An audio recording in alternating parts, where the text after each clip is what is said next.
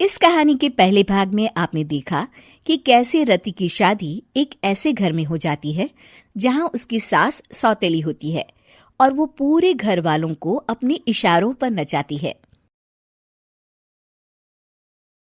रति छत से सूखे कपड़े उतार कर ले जा रही थी कि तभी उसकी नजर लक्ष्मी पर पड़ती है, जो किसी तरह चोरी से सुनील के अलमारी खोलने की कोशिश कर रही होती है। अरे, ये माँ जी को क्या हो गया? चोरों जैसे क्यों आप मेरी अलमारी खोल रही हैं माँ जी? आपको क्या चाहिए मुझे बताइए। अरे वाह, क्या चाहिए मुझे बताइए। अरे मैं इस घर की मालकिन हूँ, पूरा घर मेरे इशारों पर नाचता है और तुम्हें बताऊं कि मुझे क्या चाहिए? हट यहाँ से। और वो उसे जोर से धक्का देती है। जैसे ही लक्ष्मी रति को धक्का देती है, उसके सर पर चोट लग जाती है और वो बेहोश होकर गिर जाती है। रति के आसपास पूरा परिवार खड़ा रहता है। डॉक्टर जैसे ही उसे देखकर जाता है, रति को होश आता है। अरे बेटा, तुम दूर क्यों खड़े हो? मेरे पास आओ, मैं तुम्हारी माँ हूँ, कमला। रति के मुंह से लक्ष्मी सारंग की माँ का नाम सुनती है तो हैरान सी रह जाती है। क्या बोला रति बहू? चुप कर डायन, तूने मेरे पति और बेटे का हाल बेहाल कर दिया। अब तू मेरी बहू को भी गुलाम बनाना चाहती है? रुक, अभी मजा चखाती हूँ। ये कहकर जैसे उसे पकड़ने की कोशिश करती है, लक्ष्मी वहां से भाग जाती है।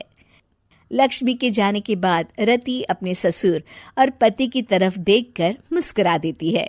दोनों समझ जाते हैं कि ये रति की चाल है। अगली सुबह लक्ष्मी का पति खाना लेकर खेत में जाने के लिए निकल ही रहा होता है कि लक्ष्मी उसे रोक देती है। अरे कहाँ चल दिए खाना लेकर? आज घर का काम कौन करेगा? तभी पीछे से रति आ जाती है और जोर से चिल्लाती है। कौन इनको काम पर जाने से रोक रहा है?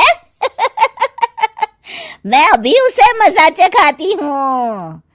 जैसे ही रति लक्ष्मी की तरफ बढ़ती है, लक्ष्मी घबरा जाती है। मैं तो मजाक कर रही थी बहन। आखिर मैं कौन होती हूँ रोकने वाली? मैं तो बस ये पूछ रही थी कि घर का काम कौन करेगा? कौन क्या? तू करेगी। चल उठा झाड़ू और शुरू हो जा। लक्ष्मी पूरे घर में झाड़ू पोछा लगा रही होती है कि अचानक सामने सारंग खड़ा हो जाता है। अच्छा माँ, मैं काम पर जा रहा हूँ। रति के मामा की फैक्ट्री है, मैं वहां आज से मैनेजर के तौर पर काम करूंगा। सैलरी भी अच्छी है। अरे सारंग, तुझे क्या जरूरत पड़ गई काम करने की? और बेटा, तू बाहर काम करेगा तो इस बड़े से घर को मैं कैसे संभालूंगी?